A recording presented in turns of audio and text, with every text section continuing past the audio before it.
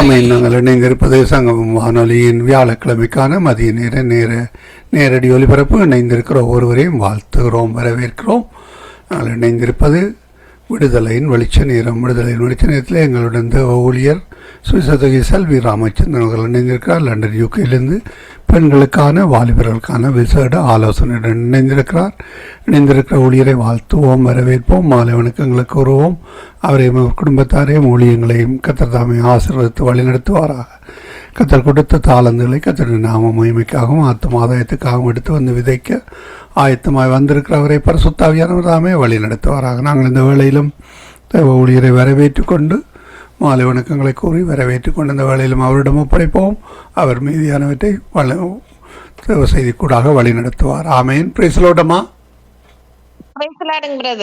ஆமேன். இணைந்துட்டு உங்களை வாழ்த்துகிறோம், வரவேற்கிறோம். இந்த வேளையிலும் புதிய நாளிலும் புதிய மாதத்திலும் கர்த்தருடைய வார்த்தைகள் எடுத்து வந்து விதைக்க ஆயத்தமாக வந்துக்கிறோம். உங்களிடம் ஒப்படைக்கிறோம், வழி நடத்துக்கிறோம். God bless you. Amen. Amen. சங்கமம் என்ற இந்த வானொலி ஸ்தாபனத்தின் மூலம் நம்முடைய கர்த்தராகிய இயேசு கிறிஸ்துவினுடைய பரிசுத்த வேதாகமத்திலிருந்து ஜீவனுள்ள வார்த்தைகளை பகிர்ந்து கொள்ள அடிமைக்கு கர்த்தர் தருகின்ற இந்த தருணங்களுக்காக கர்த்தரை நான் நன்றியோடு நான் ஸ்தோத்திரிக்கின்றேன். இந்த வாய்ப்புக்காக இதை எனக்கு ஏற்படுத்தி தருகிற சகோதரர் அவர்களையும் வானொலி ஸ்தாபனத்தையும் கர்த்தர் அபரிவிதமாய் ஆசீர்வதித்து எல்லைகளை விரிவாக்கி ஊழியத்தின் காரியங்களிலே கர்த்தராம் என்றும் ஆமேன் என்றும் ஆசீர்வாதங்களை தருவாராக. இந்த நாளிலும் நான் கர்த்தருடைய உயிர்த்தெழுந்த பிறகு கர்த்தர் நமக்கு அநேக காரியங்களை அதிசயமான விதத்திலே வேதத்திலே அநேக காரியங்கள் எழுதப்பட்டிருக்கிறது. நான் அதிலே ஒரே ஒரு காரியத்தை குறித்து நான் சொல்ல விரும்புகிறேன். ஆண்டவராக இயேசு கிறிஸ்து உயிர்த்தெழுந்த பிறகு 40 நாட்கள் இந்த பூமியிலே அவர் இருந்தார் என்று பார்க்கிறோம். அவர் தம்முடைய அந்த உயிர்த்தெழுந்த சரீரத்தோடு 40வது நாள் தான் அவர் வானத்துக்கு எடுத்துக்கொள்ளப்பட்டார் என்று நாம் பார்க்கிறோம். அதன் பிறகு 10 நாட்கள் கழித்து நமக்கு ஆவியானவர் பொழியப்பட்டார். அந்த உயிர்த்தெழுந்த சரீரத்தை குறித்து அப்போஸ்தலர் பவுல் மிகவும் ஒரு வித்தியாசமான கருத்துக்களோடு நமக்கு அதில் அந்த காரியங்கள் நமக்கு எப்படியா அந்த உயிர்த்தெழுந்த சரீரத்தை ஒப்பிட்டு சில காரியங்கள் நமக்கு எழுதப்பட்டு இருக்கிறது. அது ரகசிய வருகையிலே நடைபெறும் என்பதாகவும் விஞ்ஞானிகள் வேத ஆராய்ச்சியாளர்கள் சொல்கிறார்கள். ஆண்டவராக இயேசு கிறிஸ்து இந்த பூமிக்கு அவர் திரும்ப வரும்பொழுது 2 கட்டமாக அது ரகசிய வருகையாக பகிரங்க வருகையாக காணப்படும் என்று. ஆனால் அவர் வரப்போகிறார். வரும்பொழுது நமக்கு நடக்கின்ற நிகழப்போகின்ற ஒரு சம்பவத்தை அப்போஸ்தலர் பவுல் 1 கொரிந்தியர் 15ஆம் அதிகாரத்திலே எழுதி வைத்திருக்கிறார். ஆண்டவராகிய இயேசு கிறிஸ்து உயிர்த்தெழுந்து அநேக சீஷர்களுக்கு அவர் காட்சி கொடுத்தார் என்று பார்க்கிறோம். அது மாத்திரமல்ல, அவர்களோடு அவர் சம்பாஷித்து அவர் பூட்டப்பட்ட அறைகள் நடுவையும் தோன்றினார். அவர் அவர்களுக்கு மறைந்தும் போனார் என்றெல்லாம் அநேக காரியங்களை பார்க்கிறோம். அப்படியானால் இந்த ஆவிக்குரிய ஒரு சரீரம், அந்த உயிர்த்தெழுந்த ஒரு சரீரம் ஒரு வித்தியாசமான ஒரு சரீரமாய் இருந்தது. சீஷர்கள் அந்த உயிர்த்தெழுதலையே அவர்கள் நம்பவில்லை. நம்பாமல் அவர்கள் மீன் பிடிக்க திரும்பவும் போய்விட்டார்கள். திரும்பவும் ஆண்டவர் சென்று அவர்களை அழைத்தார் என்று பார்க்கிறோம். 1 கொரிந்தியர் 15ஆம் அதிகாரத்திலிருந்து சில வசனங்களை நான் வாசிக்கிறேன். கிறிஸ்துவின் உயிர்த்தெழுதல். அன்றியும் சகோதரரே, நான் உங்களுக்கு பிரசங்கித்த சுவிசேஷத்தை மறுபடியும் உங்களுக்கு தெரியப்படுத்துகிறேன். நீங்களும் அதை ஏற்றுக்கொண்டு அதிலே நிலைத்திருக்கிறீர்கள். நான் உங்களுக்கு பிரசங்கித்த பிரகாரமாய் நீங்கள் அதை கை கொண்டிருந்தால் அதனாலே நீங்கள் ரட்சிக்கப்படுவீர்கள். மற்றபடி உங்கள் விசுவாசம் விருதா இருக்குமே. ஆண்டவருடைய உயிர்த்தெழுதல் எப்படி இருந்தது என்பதாக இந்த இடத்திலே அப்போஸ்தலர் பவுல் எழுதி வைத்திருக்கிறார். அதாவது நமக்கு ரட்சிப்பை தந்தது அவருடைய உயிர்த்தெழுதல் தான். ஆனாலும் அந்த உயிர்த்தெழுதல் எப்படி ஆண்டவருடைய பிறப்பு, அவருடைய சிலுவை மரணம், அவருடைய உயிர்த்தெழுதல் எல்லாமே எந்த விதத்திலே நடந்தது, அது எப்படியாய் அது நிறைவேறிற்று என்பதை அடுத்த வசனங்களிலே நாம் பார்க்க கூடியதாய் காணப்படுகிறது. கிறிஸ்துவானவர் வேத வாக்கியங்களின்படி நமது பாவங்களுக்காக மரித்து. ஆமேன். ஆண்டவருடைய வருகை எப்படி இருக்கும் என்று இன்னும் யாருக்கும் தெரியாது. வசனத்தின்படிதான் நாம் யூகிக்கின்றோம். பாருங்கள், முதல் இரகசிய வருகை முதலாவது இருக்கும், இரண்டாவது பகிரங்க வருகை இருக்கும் என்றுதான் இந்த வேதம் சொல்லுகிறது. அதைத்தான் நாங்களும் வேதாகம கல்லூரி என்று ஒரு சிறிய வாரத்தில் 2 வாரத்திலே பாடங்களை நடத்தி, அப்படியாக ஒவ்வொரு ஆண்டும் நான் படித்த 3 ஆண்டுகள் படித்தேன். அந்த நேரங்களிலே கற்றுக் கொடுத்தார்கள். ஆனால் கர்த்தருடைய வேதத்திலே அநேக விளக்கங்கள் வித்தியாசமாகவும் இருக்கிறது. ஆனால் எல்லாருடைய கருத்துக்களும் எப்படியாக வேத வாக்கியங்களின்படி அது இருக்கிறதா என்று நாம் பார்த்து அதை ஏற்றுக்கொள்ள வேண்டும். பாருங்கள், இந்த வசனத்திலே அப்போஸ்தலர் பவுல் வேத வாக்கியங்களின்படி நமது பாவங்களுக்காக மரித்து, ஏசாயா 53வது அதிகாரத்திலே நாம் பார்க்கிறோம், ஆண்டவர் நமக்காக வந்து அவர் பாடுகளை ஏற்பார் என்று. ஆனால் அது கூட எம்மாவூர் சீடர்கள் இருவருக்கும் அறியாததினால்தான் அவர்கள் துக்கமுகமாய் 6-7 மைல் போகிற வரைக்கும் ஆண்டவரையும் அறிந்து கொள்ளவில்லை. ஏன் இப்படி நடந்தது என்பதையும் ஏற்றுக்கொள்ள மனதில்லாதபடி அவர்கள் தங்களுடைய ராஜாவாக அவர் இருப்பார் என்று எண்ணின எண்ணமெல்லாம் மாறி போய்விட்டதே என்று அங்கலாய்த்தார்கள். அவர்களுடைய விசுவாசம் அசைக்கப்பட்டது என்று நாம் சொல்ல முடியும். அந்த அளவிற்கு சீஷர்கள் பயந்து நடுங்கி ஓடி ஒரு அறைக்குள்ளே பூட்டிய அறைக்குள்ளே போய் அவர்கள் பயந்து ஒடுங்கி இருந்தார்கள். ஏனென்றால் அந்த அளவிற்கு வேத வாக்கியங்கள் சொன்னபடி அவருக்கு ஏற்பட்டாலும் அதை குறித்த ஒரு வெளிப்பாடுகள் இல்லாதபடி ஏன் ஆண்டவருக்கு இப்படி நடந்தது என்பதாக சீஷர்கள் கலங்கி தவித்ததை நாம் பார்க்கிறோம். இந்த வசனத்திலே வேத வாக்கியங்களின்படி நமது பாவங்களுக்காக மரித்து. எனவே ஒவ்வொரு காரியமும் ஆண்டவருடைய வருகை 2வது வருகையாக இருந்தாலும் அது வேத வாக்கியங்களின்படிதான் நடக்கப் போகிறது. ஒரு மனுஷனுடைய சித்தத்தினாலேயோ சொல்லினாலேயோ செயலினாலேயோ இதை அவருடைய வருகையை செயல்படுத்த முடியாது. கர்த்தர் காலங்களை அவருடைய கரங்களிலே வைத்திருக்கிறார், அவருடைய ஸ்தானங்களிலே வைத்திருக்கிறார், அவருடைய பொக்கிஷ அறைகளுக்குள்ளே அவர் வைத்திருக்கிறார். அதன்படி கர்த்தர் நமக்கு அந்த உயிர்த்தெழுதலின் சரீரத்தை அவர் தர காத்திருக்கிறார். பாருங்கள், அடக்கம் பண்ணப்பட்டு வேத வாக்கியங்களின்படி 3ஆம் நாளிலே உயிர்த்தெழுந்து கேபாவுக்கும் பின்பு 12க்கும் தரிசனமானார் என்று பார்க்கிறோம். அடக்கம் பண்ணப்பட்டு வேத வாக்கியங்களின்படி 3ஆம் நாளிலே உயிர்த்தெழுதலும் வேத வாக்கியத்தின்படிதான். வேத வாக்கியத்தின்படிதான் நம்முடைய பாவங்களுக்காக மரித்தது நம்முடைய வேத வாக்கியங்களின்படி. அப்படியானால் இந்த வேத வாக்கியங்களின்படி என்று அவருடைய ஒவ்வொரு செயல்களும் வேத வாக்கியத்தின்படியே காணப்பட்டதினால் அவர்களுக்கு நம்முடைய சீஷர்களும் மாத்திரமல்ல, நாமும் இந்த நாளிலே ஆண்டவரை பின்பற்றுவதற்கு ஏதுவாக காணப்படுகிறது. எனவே நம்முடைய காலங்களிலோ அல்லது நமக்கு பிறகோ எப்பொழுது ஆண்டவர் வரப்போகிறார் என்று நாம் அறியோம். ஏனென்றால் அதை பிதா ஒருவர் தவிர மத்தேயு 24ஆம் அதிகாரத்திலே காணப்படுகிறது, ஒருவனும் அறியான் என்று. அப்படியாக கர்த்தருடைய வருகையின் பொழுது என்ன நடைபெறும் என்பதை இந்த அதிகாரத்திலே அநேக வசனங்களிலே அப்போஸ்தலர் பவுல் விளக்கி வைத்திருக்கிறார். பாருங்கள், 500 பேருக்கும் அதிகமான சகோதரர்கள் ஒரே வேளையிலே தரிசனமானார்.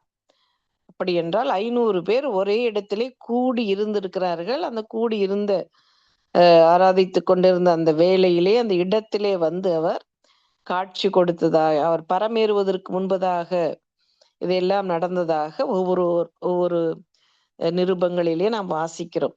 பாருங்கள், யாக்கோபும் அதன் பின்பு அப்போஸ்தலர் எல்லாருக்கும் அவர் தரிசனானார். யார் யாருக்கு கர்த்தர் ஒரு தரிசனத்தை காண்பித்தார் என்பதாக இந்த அதிகாரத்திலே நாம் பார்க்கக்கூடியதாய் இருக்கிறது. அடுத்ததாக கர்த்தருடைய அந்த உயிர்த்தெழுந்த சரீரம் எப்படி இருந்தது என்று நாம் சற்று யோசித்து பார்ப்போமானால், உயிர்த்தெழுந்த சரீரத்திற்கு ஒரு உன்னதமான ஒரு தன்மை உடையதாக அந்த சரீரத்திலே அவர் 40 நாட்கள் இந்த பூமியிலே இருந்தார் என்று பார்க்கிறோம். அந்த உன்னதமான அந்த அதாவது பரலோகத்திற்குரிய ஒரு மேனி என்று சொல்லலாம். அது ஒரு ஆவிக்குரிய சரீரம். ஆவிக்குரிய சரீரம் மாத்திரமல்ல, அது பரலோக தேவதூதர்களுக்கு ஒப்பான ஒரு சரீரம், ஒரு வித்தியாசமான ஒரு சரீரம். அதை எப்படி நாம் புரிந்து கொள்ளலாம் என்றால், அநேகரை ஆண்டவர் உயிரோடு எழும்ப பண்ணினார். அவர் கல்லறையிலே கல்வாரியிலே அவர் தம்முடைய ஜீவனை ஒப்பு கொடுக்கும் பொழுது கல்லறைகள் திறக்கப்பட்டது என்று நாம் பார்க்கிறோம். மரித்த லாசருவை உயிரோடு எழுப்பினார். தபித்தாலே எழுந்திரு என்று மகளை எழுப்பினார். இப்படி அநேக அற்புதங்களை செய்த அந்த அற்புதங்களை பெற்ற நபர்கள் எப்படி இருந்திருப்பார்கள்? சாதாரணமான இந்த நாம் இப்ப வாழ்கின்ற அந்த சரீரத்தை போலவே அவர்கள் மரித்தார்கள். அந்த மரித்து மறுபடியும் அந்த உயிர் அந்த சரீரத்துக்குள் வந்தது. ஆனால் ஆண்டவருடைய உயிர்த்தெழுந்த சரீரம் வித்தியாசமான ஒரு சரீரமாய் அது காணப்பட்டது என்று அவர் யோவான் 21ஆம் அதிகாரத்திலே நாம் பார்க்கும் பொழுது அவர் அப்பத்தை அவர்களுக்கு உண்டு காண்பித்து, இதை தொட்டு பாருங்கள், இது உயிர்த்தெழுந்த சரீரம் என்று அவர்களுக்கு கற்றுக் கொடுக்கிறார். அப்படியாக நாமும் ஒரு நாள் அந்த சரீரத்தை பெறுவோம் என்பதுதான் அப்போஸ்தலர் பவுலுடைய ஒரு ஆலோசனையாக, ஒரு விசுவாசமாக, ஒரு நம்பிக்கையாய் காணப்படுகிறது.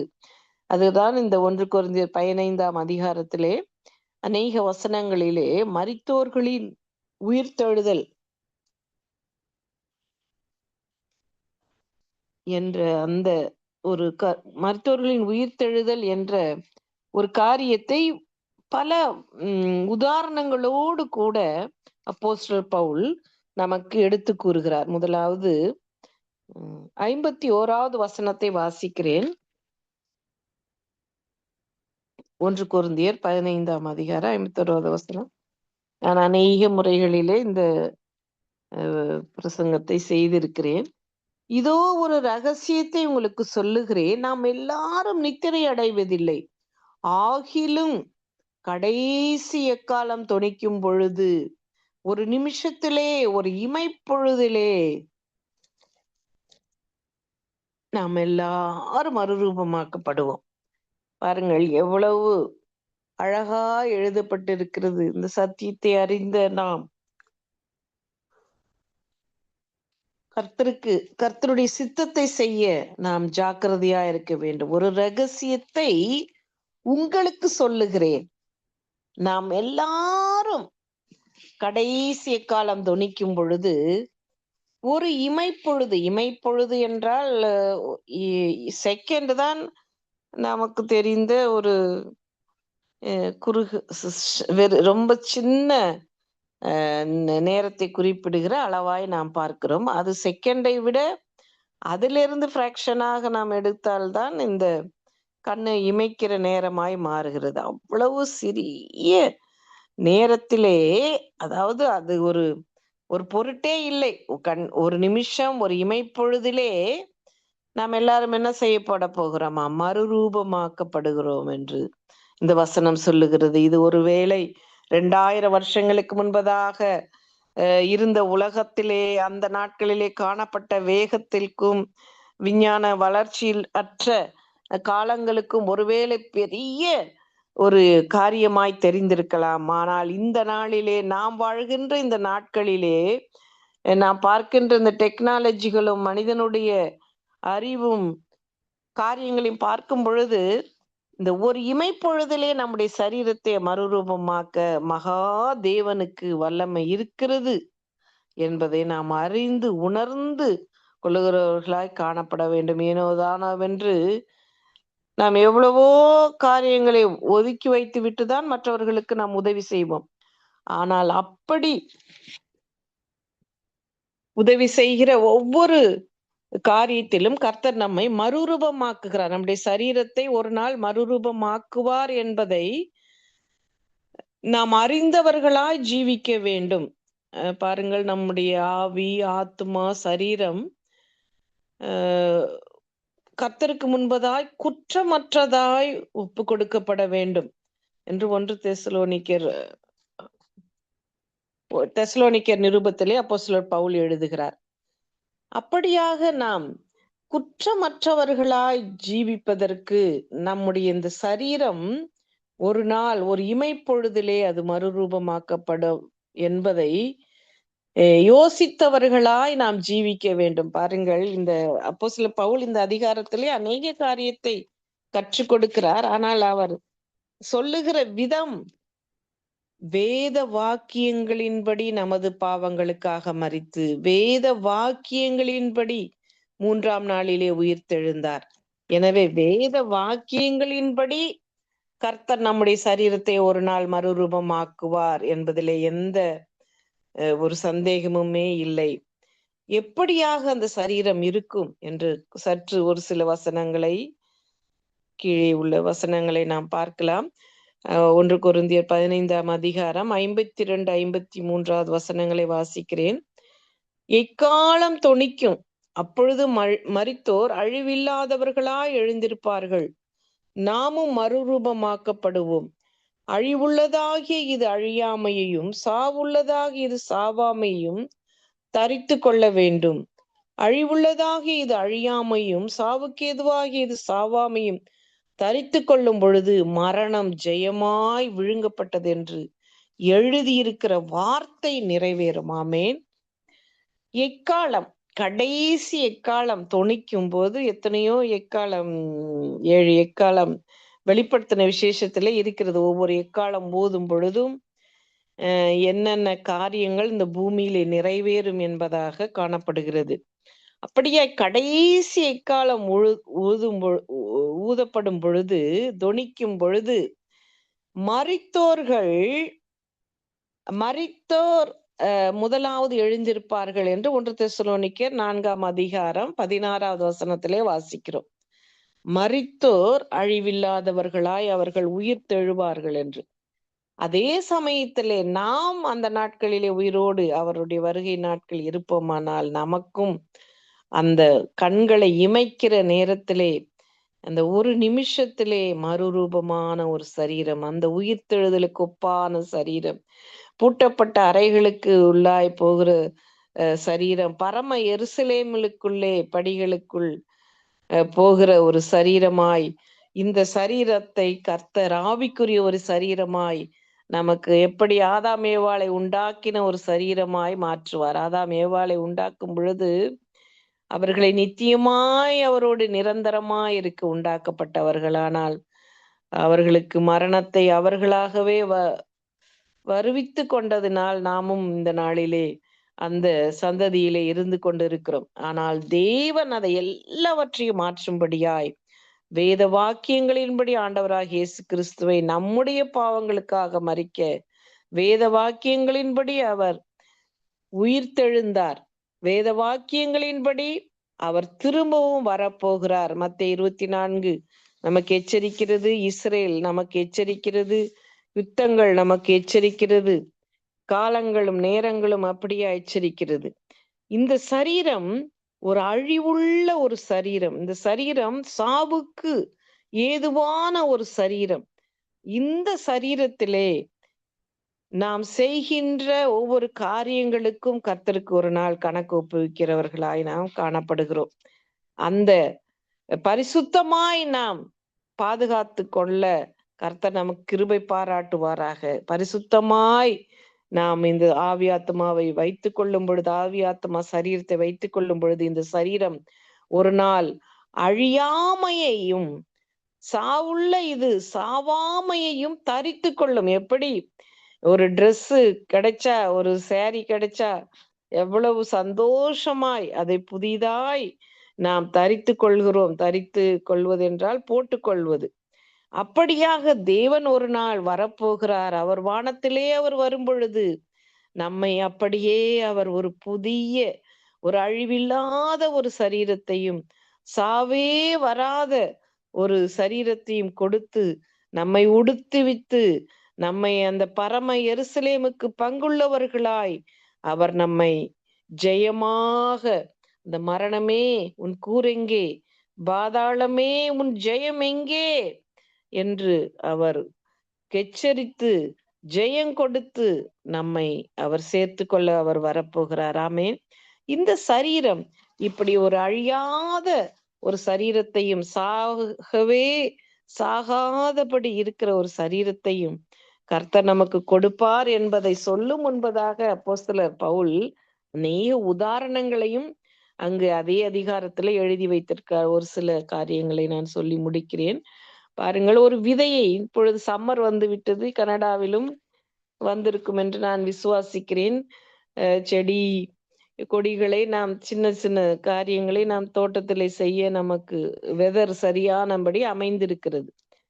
அப்பொழுது நாம் விதைகளை விதைக்கிறோம். இந்த விதை, நீ என்ன விதையை, கோதுமை வேண்டுமென்றால் கோதுமை விதையை நாம் விதைக்க வேண்டும். தக்காளி, காய்கறி வேண்டுமென்றால் கீரை வகைகள், அதற்குரிய விதைகளை விதைத்தால் அதற்குரிய மேனியுடைய, அதற்குரிய கர்த்தர் என்ன வைத்திருக்கிறாரோ அது நமக்கு கிடைக்கும், அந்த ஒவ்வொரு விதைக்கும்.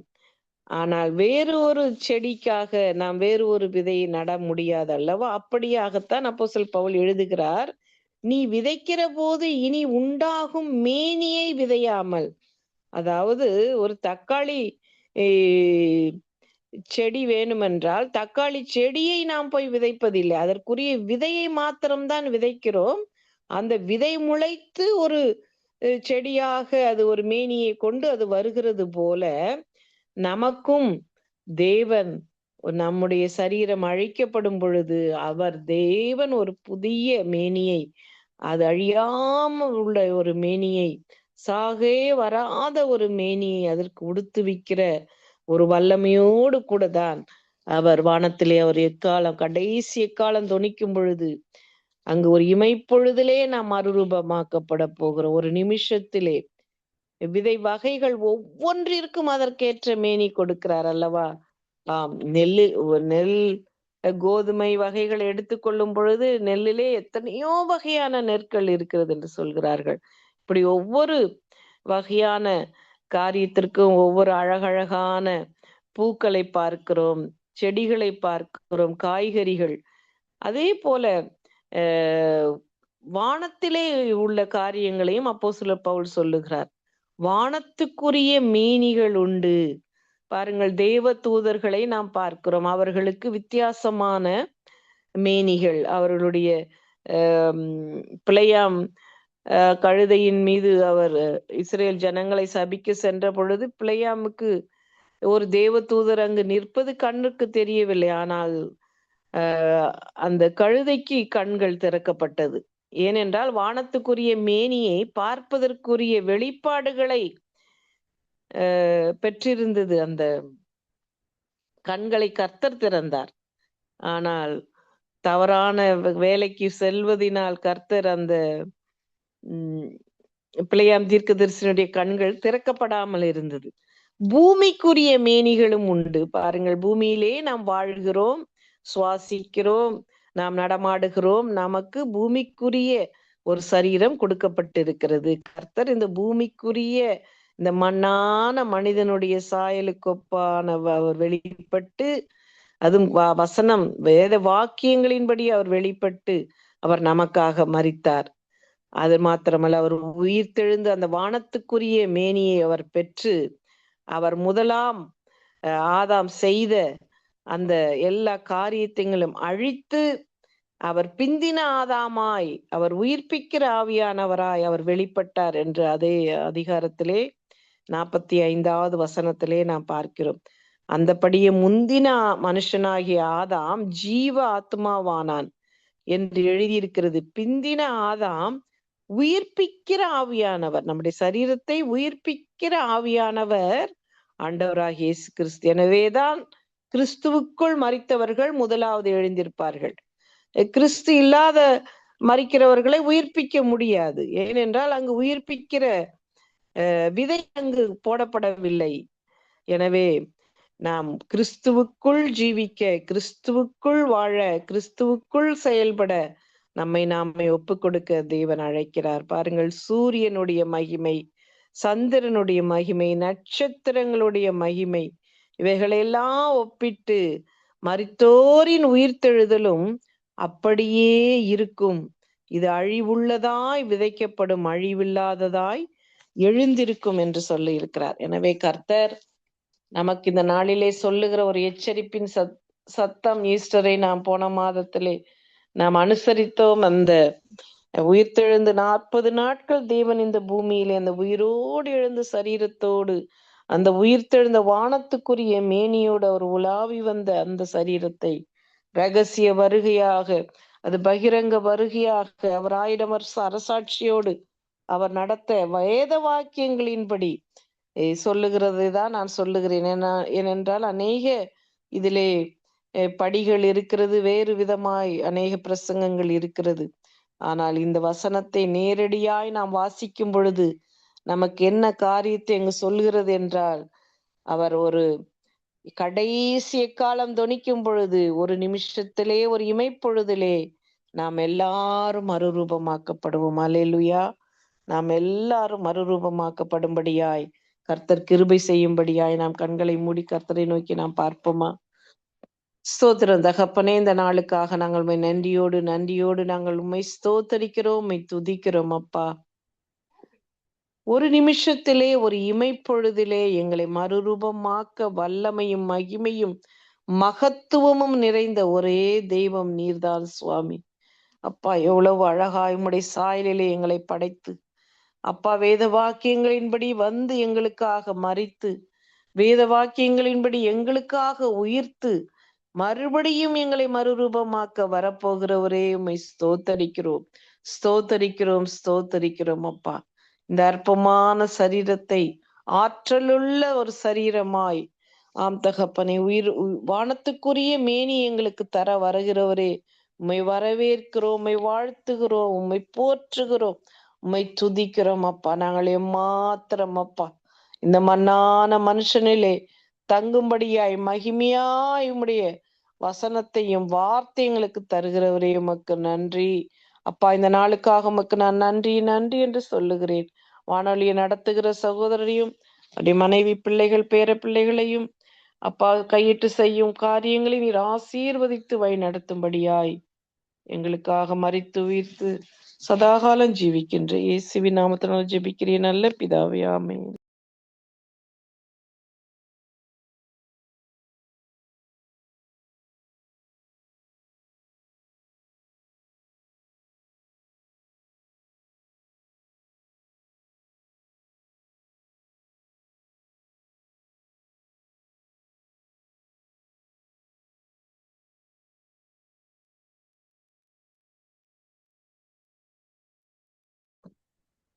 ஒரு பாடலை வேணால் நான் பாடுகிறேன் பிரதர்.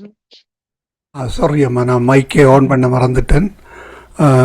ஆமேன். வேத வசனங்களின்படி கர்த்தர் உயிர்த்தெழுந்தார். அவர் வேதத்திலே எங்களுக்கு எச்சரிப்பு தந்து, அதே வேளையிலே முன்னதாக அறிவித்து மரித்தார், உயிர்த்தெழுந்தார், ஜீவிக்கிறவராக இருக்கிறார், திரும்பவுமாக வரப்போகிறார்.